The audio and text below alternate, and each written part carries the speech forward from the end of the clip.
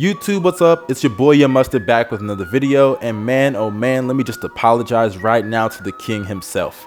I was wrong and I'm sorry. I really thought that the Raptors had a chance, and I thought that they would dethrone the Cleveland Cavaliers because I thought that their choke would come before they got to the finals, not before the finals. And of course, I was wrong. And the Sixers are just quite frankly way too young and too inexperienced for this stage. I mean, Brad Stevens is completely out-coaching Brett Brown, and Ben Simmons, man, that jump shot, you need it, man. You're gonna need that jump shot to succeed in the NBA. Or should I say, take that next step in the NBA. But that's not why we're here. We're here to talk about the Toronto Raptors and why they may be the most disappointing team in NBA history.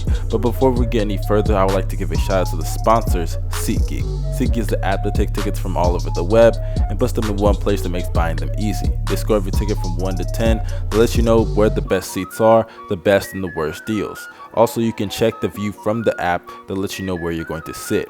Also, if you're not convinced, you can use my promo code MUSTARD for $20 off on your first purchase. Make that purchase after this video. But we're back to the topic at hand. The Toronto Raptors this season had the best season in their franchise's history, and a lot of people expected them to go into the Eastern Conference and at least push the Cavs to 7 games if they can't win the series. But they couldn't even do that, as they were on the cusp of winning 60 games this season, top 5 offense and top 10 defense, and they went into the NBA playoffs with a 6-game win against the Washington Wizards. And they had a few more games off than the Cleveland Cavaliers, as the Cavs went to 7 games with the Indiana Pacers, and they went into the second round and was swept by the Cleveland Cavaliers. Every single game, they did not win. They did not win at home, they did not win away, and the 2 games that they lost at home were disgraceful, because in the first game, in game 1, they had the lead and they just blew it. And what's funny is that LeBron hit a buzzer beater that is one of the most unorthodox shots that I've ever seen to win a game. And what makes this even worse, and the worst thing of all, is that this has to be the era of the Toronto Raptors' most success, and for them not to get a finals appearance after they nearly won 60 games. By the numbers, they were one of the best offensive and defensive teams in the league, and they go into the playoffs with a roster that is clearly head and shoulders above Cleveland, and they just blow it. Demar Derozan, who I was on his bandwagon this year because I honestly thought he had taken that next step. I thought he had taken that next step to becoming a superstar, not a star, but a superstar. And this definitely could have solidified him as a top 10 player in the NBA. But he goes into the playoffs shooting 38% from 3 against the Washington Wizards, and against Cleveland, he did not hit a single 3-pointer. In the first game, in game 1, he shot 0 of 4 from 3, and in game 2, he shot 0 of 5 from 3, and for the rest of the series, just didn't attempt a 3-pointer. It's like his confidence from behind the arc completely waned on him. And what's funny is that in the series before against Washington, if you don't even include game 6, which was the closeout game, he shot 45% from 3. And against Cleveland, he couldn't buy a single 3-pointer. In the regular season, shot around 45% from the field and averaged around 23 to 24 points per game. But against Cleveland, averaged just under 17 points per game on 43% field goal shooting. And also keep in mind that his assist, his facilitating ability, his ability to facilitate the offense and not do this ISO ball that he always does in the regular season and just in games in general, that went up to 5 assists a game. But in the series against Cleveland, that cut down to around 2.5 assists per game.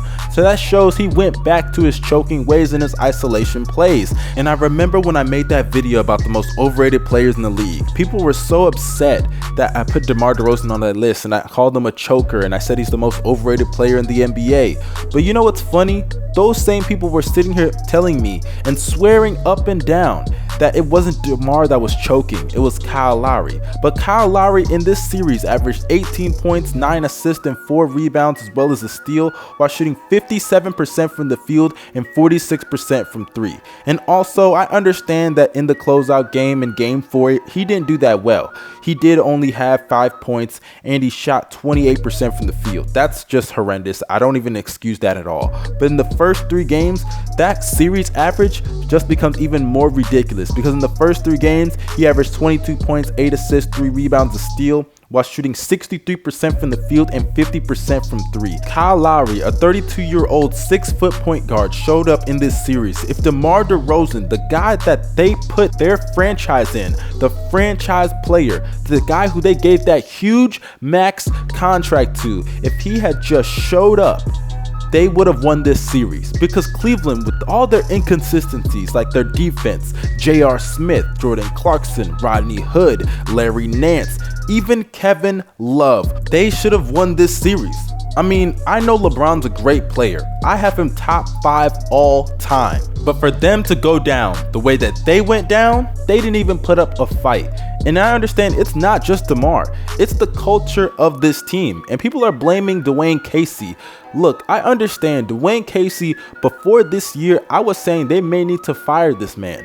But this year, he clearly made adjustments in the offense. When Kyle Lowry went down, DeMar stepped up. He made adjustments to move DeMar to the point at times to facilitate a bit more. Kyle Lowry would push the ball up the court with the rebounds, and offensively, he was grabbing a lot of offensive rebounds. I give Kyle Lowry a lot of props because rebounding-wise, Kyle Lowry stepped up, and I put that on Dwayne Casey because he put a system for both of these players.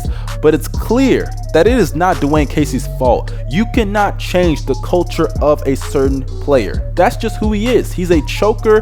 It's in his heart and it's in his DNA. And I really think that this was the last chance for him to show that he's a superstar, that he's on the level of the Steph Currys, the James Hardens, the Russell Westbrooks, and the Anthony Davis, that he could at least be a top 10 player in the NBA, because a lot of people were so disappointed in the Toronto Raptors for giving him that huge max contract that he got, because that's a superstar contract, but a lot of people don't view him as a superstar player.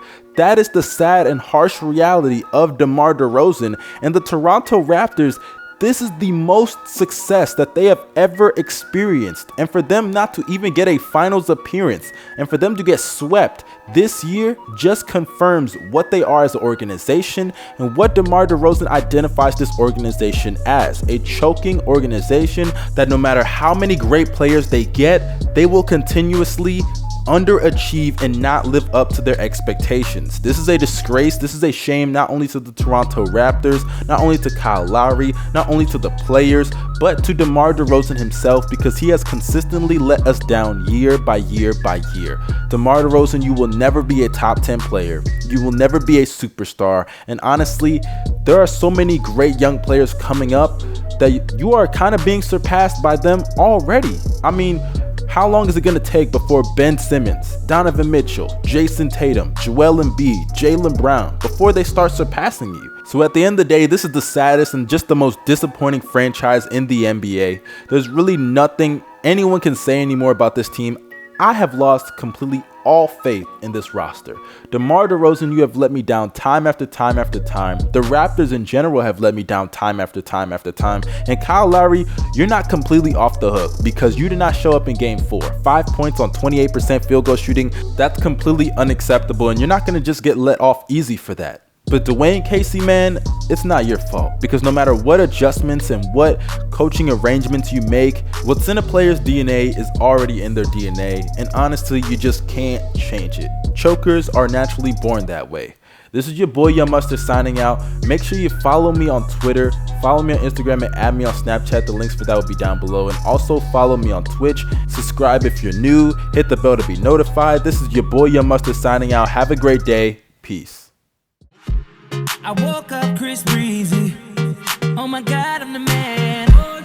I'm so fly and I can dance. There's tattoos on my neck. I just FaceTime Kanye. I told him I'm his biggest fan, yeah. Got all these hoes in my DM. Yeah, I do. Hold up. Holy shit, I got a kid.